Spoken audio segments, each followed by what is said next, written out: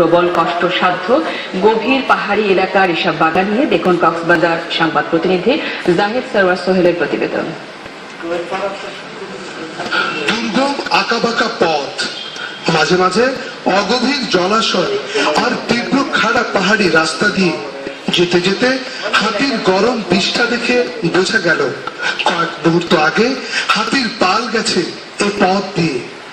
এমনই প্রকৃতির মাঝেই প্রায় 500 একর পতিত বনভূমিকে গড়ে তোলা হয়েছে আম, কাঁঠাল, পেয়ারা, লেবু সহ 22 প্রজাতির ফলজ বৃক্ষের বাগান।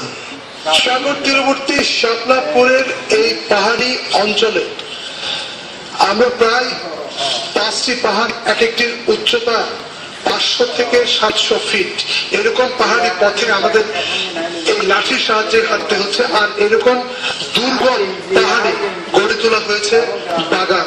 আর যে বাগান একদিকে যেমন সবুজের সমারোহ সৃষ্টি করছে, রক্ষা করছে পরিবেশ, অন্যদিকে রক্ষা করছে জীব বৈচিত্র্য। এই বাগান পাহাড় রক্ষার পাশাপাশি বাগান মালিকদের ভাগ্য পরিবর্তনে রাখছে ভূমিকা।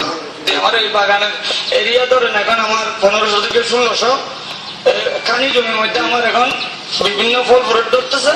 এগুলো আমার বাৎসরিক 5-7 লাখ টাকা ইনকাম হয়। আমার নিয়মিত লোকজন থাকে, লেবার থাকে, এরা এদের আবার পরিবার পরিজন এখান থেকে ইনকাম করে এগুলো দিয়ে চলে। একসময় যারা পাহাড়ে গাছ কাটতো, সেরকম প্রায় 100 পাহাড়ি শ্রমিক এখন বাগানে গাছ রক্ষা করে জীবিকা নির্বাহ করছে। আগে করতাম তো এখানে গাছ কাটতাম, এখন তো বাগান যখন করে ফেলেছে এখন আমরা এখানে কাজ করি, বাগান নিয়ে চলাফেরা আমার সংসার চলতেছে। বাগান করি বেগিনে একশো মানুষ বেগিনে বাগান রক্ষা করে বাগান তখন বাগান সাত করি তারা রক্ষা না করে বেগিনে চলে। বনায়ন সম্প্রসারণের পাশাপাশি এ বাগান কার্বন নিঃসরণ রোধেও রাখছে ভূমিকা। বাংলাদেশ টেলিভিশন, কক্সবাজার।